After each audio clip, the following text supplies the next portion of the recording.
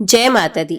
आज नवरात्रि का तीसरा दिन है और इस दिन विशेष रूप से शक्ति, साहस और विजय प्राप्ति के लिए माता की पूजा की जाती है और तीसरे दिन के अध्याय का पाठ किया जाता है। इस दिन देवी की उपासना से व्यक्ति को मानसिक और शारीरिक बल मिलता है। जीवन में आने वाली कठिनाइयों का सामना करने की शक्ति प्राप्त होती है। यह दिन विशेष रूप से उन व्यक्तियों के लिए है जो अपने जीवन में बड़े परिवर्तन और चुनौतियों का सामना कर रहे हैं। इसलिए ऐसे भक्तों को आज के दिन विशेष रूप से श्री दुर्गा सप्तशती का चौथा अध्याय अवश्य ही सुनना चाहिए। आज सुनिए श्री दुर्गा सप्तशती का चौथा अध्याय। महर्षि मेधा बोले, देवी ने जब पराक्रमी दुरात्मा महिषासुर को मार गिराया और असुरों की सेना को मार दिया, तब इंद्रादि समस्त देवता अपने सर तथा शरीर को झुकाकर भगवती की स्तुति करने लगे। जिस देवी ने अपनी शक्ति से ये जगत व्याप्त किया है और जो संपूर्ण देवताओं तथा महर्षियों की पूजनीय है, उस अंबिका को हम भक्ति पूर्वक नमस्कार करते हैं। वे हम सबका कल्याण करें। जिस अतुल प्रभाव और बल का वर्णन भगवान विष्णु, शंकर और ब्रह्मा जी भी नहीं कर सके, वही चंडिका देवी इस संपूर्ण जगत का पालन करे और अशुभ भय का नाश करे। पुण्यात्माओं के घरों में तुम स्वयं लक्ष्मी रूप हो और पापियों के घरों में तुम अलक्ष्मी रूप हो, और सतकुल में उत्पन्न होने वालों के लिए तुम लज्जा रूप होकर उनके घरों में निवास करती हो। हम दुर्गा भगवती को नमस्कार करते हैं। हे देवी, इस विश्व का पालन करो। हे देवी, हम तुम्हारे अचिंत्य रूप का किस प्रकार वर्णन करें। असुरों का नाश करने वाले भारी पराक्रम तथा समस्त देवताओं और दैत्यों के विषय में जो तुम्हारे पवित्र चरित्र हैं, उनका हम किस प्रकार वर्णन करें। हे देवी, त्रिगुणात्मिका होने पर भी तुम संपूर्ण जगत की उत्पत्ति का कारण हो। हे देवी, भगवान विष्णु, शंकर आदि किसी भी देवता ने तुम्हारा पार नहीं पाया है। तुम सबकी आश्रय हो। ये संपूर्ण जगत तुम्हारा ही अंश रूप है, क्योंकि तुम सबकी आदि भूत प्रकृति हो। हे देवी, तुम्हारे जिस नाम के उच्चारण से संपूर्ण यज्ञों में सब देवता तृप्ति लाभ करते हैं, वे स्वाहा तुम ही हो। इसके अतिरिक्त तुम पितरों की तृप्ति का कारण हो, इसलिए सब आपको स्वधा कहते हैं।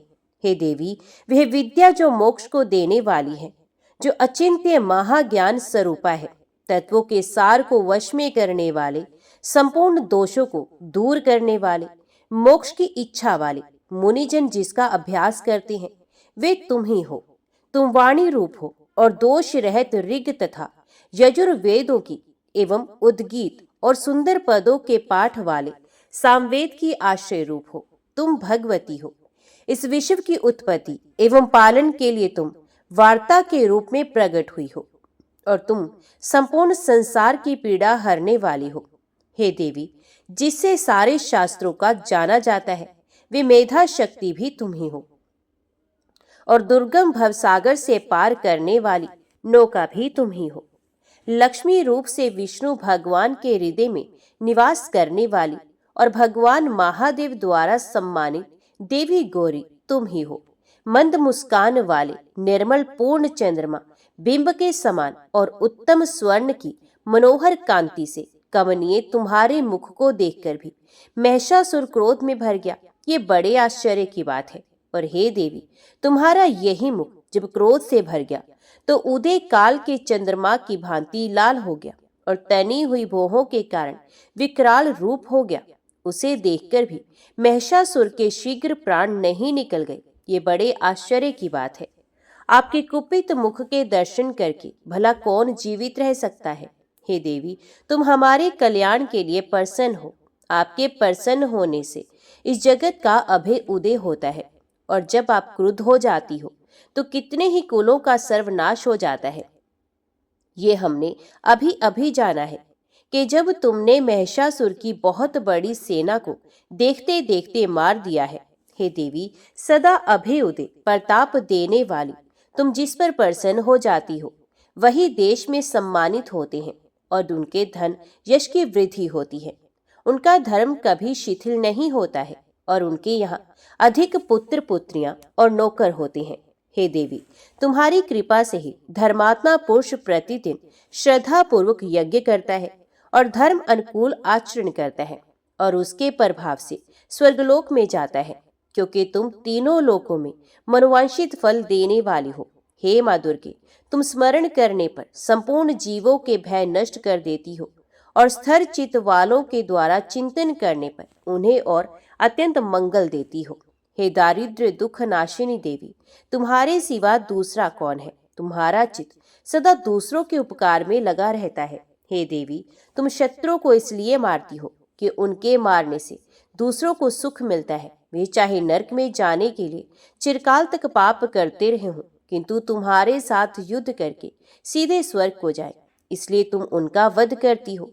हे देवी, क्या तुम दृष्टिपात मात्र से समस्त असुरों को भस्म नहीं कर सकती? अवश्य ही कर सकती हो, किंतु तुम्हारा शत्रुओं को शस्त्रों के द्वारा मारना इसलिए है कि शस्त्रों के द्वारा मरकर वे स्वर्ग को जाएं। इस तरह से हे देवी, उन शत्रुओं के प्रति भी तुम्हारा विचार उत्तम है।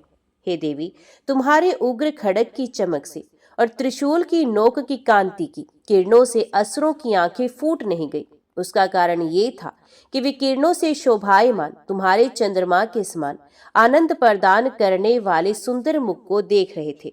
हे देवी, तुम्हारा शील बुरे वृत्तांत को दूर करने वाला है और सबसे अधिक तुम्हारा रूप है, जो ना तो कभी चिंतन में आ सकता है और ना जिसकी दूसरे से कभी तुलना ही हो सकती है। तुम्हारा बल व पराक्रम शत्रुओं का नाश करने वाला है। इस तरह तुमने शत्रुओं पर भी दया प्रकट की है। हे देवी, तुम्हारे बल की किसके साथ बराबरी की जा सकती है तथा शत्रु को भय देने वाला इतना सुंदर रूप भी और किसका है? हृदय में कृपा और युद्ध में निष्ठुरता, ये दोनों बातें तीनों लोकों में केवल तुम ही में देखने में आई हैं। हे माता, युद्ध भूमि में शत्रुओं को मारकर तुमने उन्हें स्वर्गलोक में पहुंचाया है। इस तरह तीनों लोकों की तुमने रक्षा की है तथा उन उन्मत्त असुरों से जो हमें भय था उसको भी तुमने दूर किया है। तुमको हमारा नमस्कार है। हे देवी, तुम शूल तथा खड़ग से हमारी रक्षा करो तथा घंटे की ध्वनि और धनुष की टंकार से भी हमारी रक्षा करो। हे चंडिके, आप अपने शूल को घुमाकर पूर्व पश्चिम उत्तर तथा दक्षिण दिशा में हमारी रक्षा करो। तीनों लोकों में जो तुम्हारे सौम्य रूप है तथा घोर रूप है, उनसे हमारी रक्षा करो तथा इस पृथ्वी की रक्षा करो। हे अंबिके, आपके कर पल्लवों में जो खड़ग शूल और गदा आदि शस्त्र शोभा पा रहे हैं, उनसे हमारी रक्षा करो। महर्षि बोले कि इस प्रकार जब सब देवताओं ने जगत माता भगवती की स्तुति की और नंदन वन के पुष्पों तथा गंध अनुलेपों द्वारा उनका पूजन किया और फिर सबने मिलकर जब सुगंधित व दिव्य धूपों द्वारा उनको सुगंधित निवेदन की, तब देवी ने प्रसन्न होकर कहा, हे देवताओं, तुम सब मुझसे मनोवांछित वर मांगो। देवता बोले, हे भगवती, तुमने हमारा सब कुछ कार्य कर दिया, अब हमारे लिए कुछ भी मांगना बाकी नहीं रहा, क्योंकि तुमने हमारे शत्रु महिषासुर को मार डाला है। हे महेश्वरी, तुम इस पर भी यदि हमें कोई वर देना चाहती हो तो बस इतना वर दो कि जब जब हम आपका स्मरण करें तब तब आप हमारी विपत्तियों को हरण करने के लिए हमें दर्शन दिया करें। हे अंबिके, जो कोई भी तुम्हारी स्तुति करे तुम उनको वित्त समृद्धि और वैभव देने के साथ ही उनके धन और स्त्री आदि संपत्ति बढ़ावे और सदा हम पर प्रसन्न रहे। महर्षि बोले, हे राजन, देवताओं ने जब जगत के लिए तथा अपने लिए इस प्रकार प्रश्न किया तो बस तथास्तु कहकर देवी अंतर्ध्यान हो गई। हे भूप, इस प्रकार तीनों लोगों का हित चाहने वाली ये भगवती देवताओं के शरीर से उत्पन्न हुई थी।